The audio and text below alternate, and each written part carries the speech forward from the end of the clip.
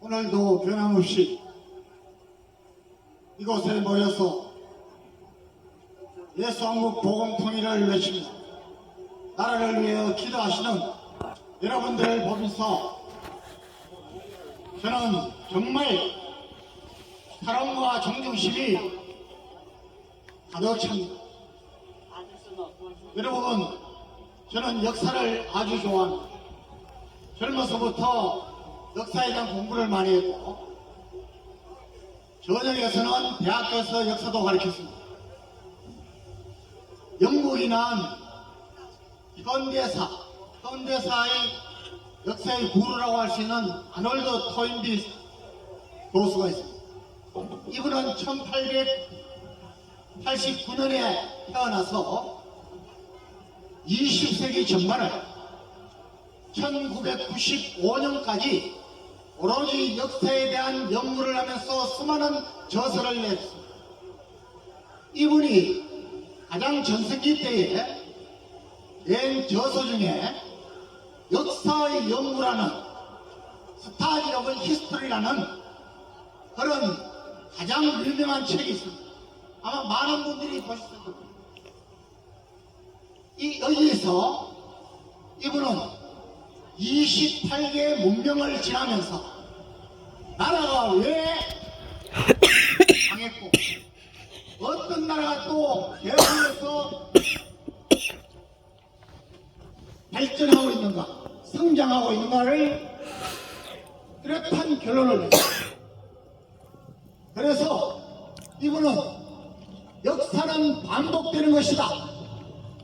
역사의 교훈을 잊은 민족, 역사에서 교훈을 찾지 못하는 민족, 역사를 모르는 민족은 절대로 성장할 수 없다고 결론지었습니다.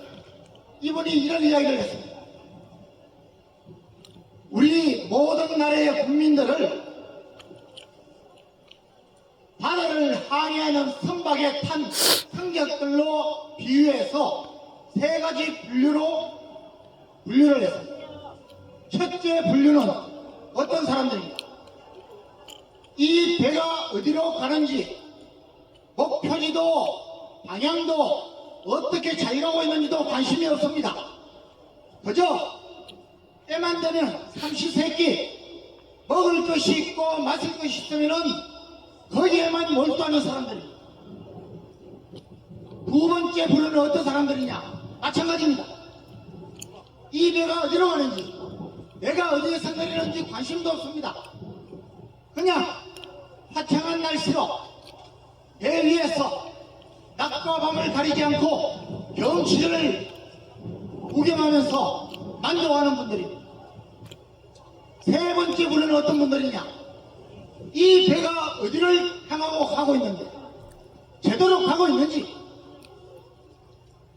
잘못되지는 않는지 또 내가 여기에서 이 안전한 항해를 위해서 많은 승객들을 위해서 내가 할 일이 무엇인가를 찾아서 하는 분들입니다.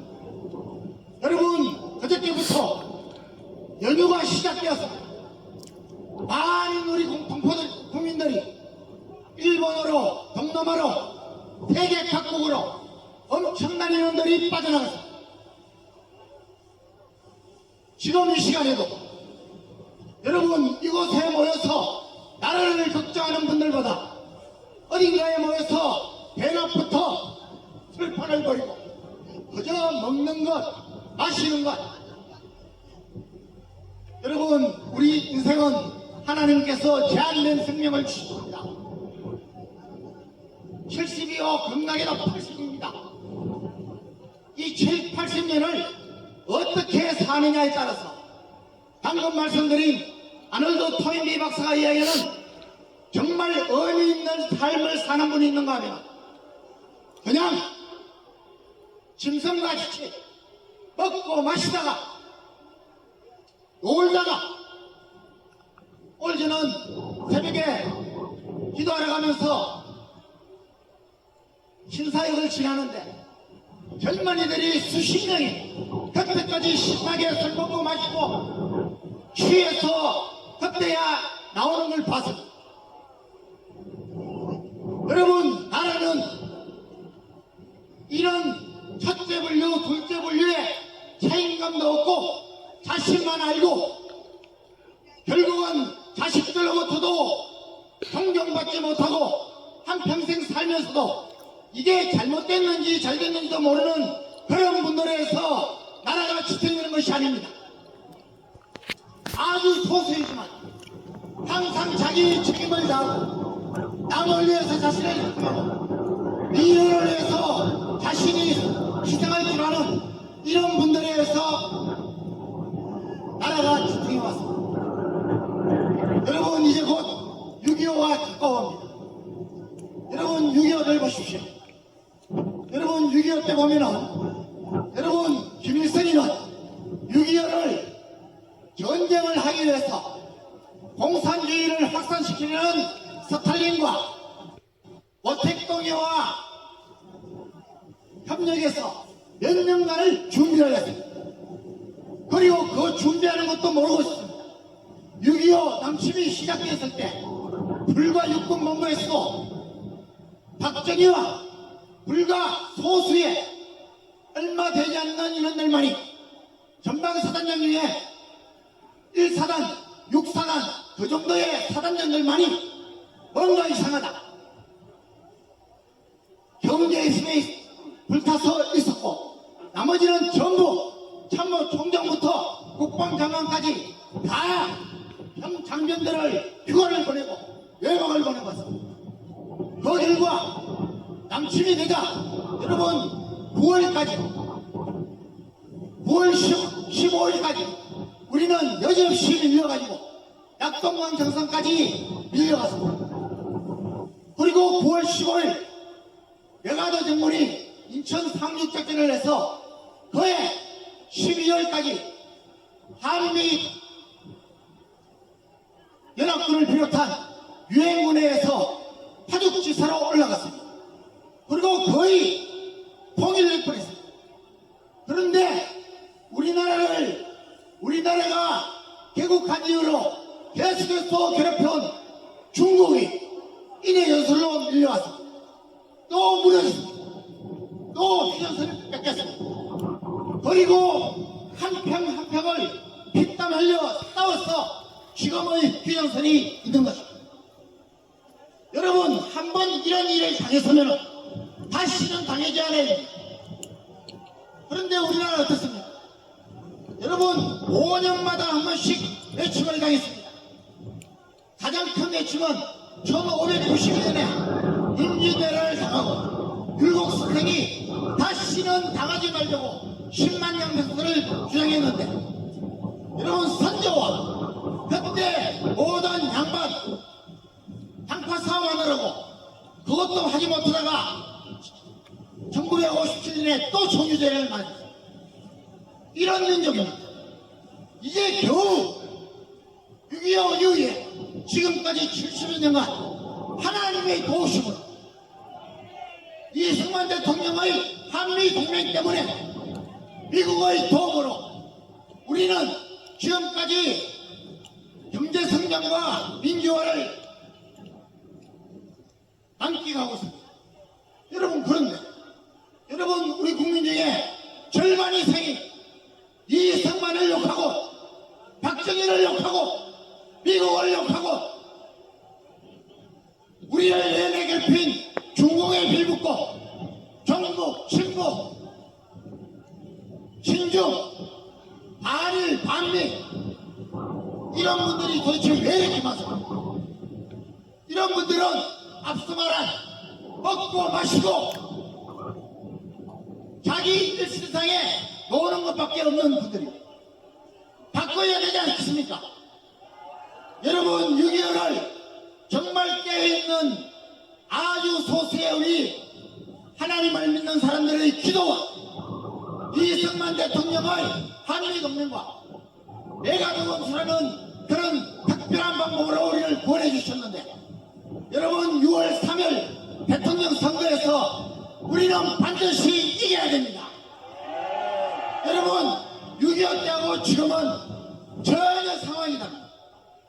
6.25 때는 우리 국군은 경찰과도 못한 치안 정도의 그런 군사력을 갖고 있습니다. 지금은 아닙니다. 세계 6입니다. 제가 분명히 말씀드립니다. 북한은 김정은이가 제대로 됐다면 절대로 다시 군사력으로 남지 못합니다. 핵을 사용하지도 못할 겁니다.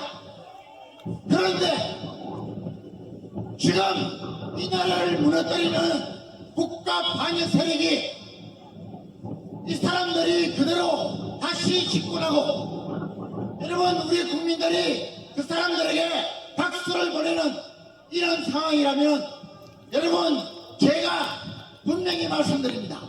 6.25 때보다도 더 위험하다는 것입니다. 여러분 저와 여러분은 이제 몇 년 살다가 죽으면 됩니다. 하늘나라 가면 더 좋습니다. 내 자녀들, 내 손주들 어떻게 하시겠습니까? 우리 젊은 친구들 어떻게 하시겠습니까?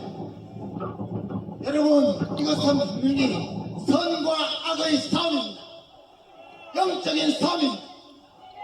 그런데 6.25 때 우리 군에서 막 수많은 장성들과 수많은 장교들과 수많은 병사들이 아무런 대비가 없이 딴짓을 한 것처럼 오늘 한국 교회가 한국의 대형 교회가 목사님들이 장로님들이 우리 성도들이 왜 여기에 나서지 않습니까? 여러분 잠언 21장 10절을 한번 들어봐.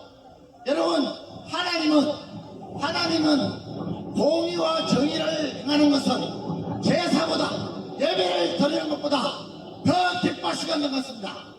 여러분 교회에 왔다 갔다 하는 것이 여러분 예배가 아닙니다.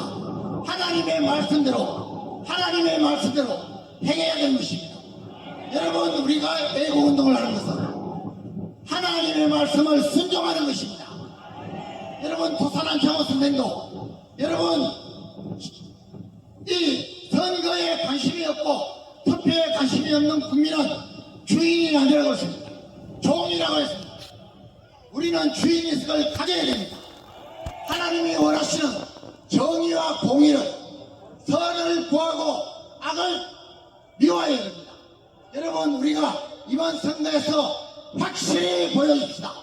여러분 천만가의 운동 이것 해서 하나님께 점수 따고 나라를 구하는 정말 우리 인생의 가장 화양민화가 되는 이 한 달이 되기를 간절히 소원합니다. 감사합니다.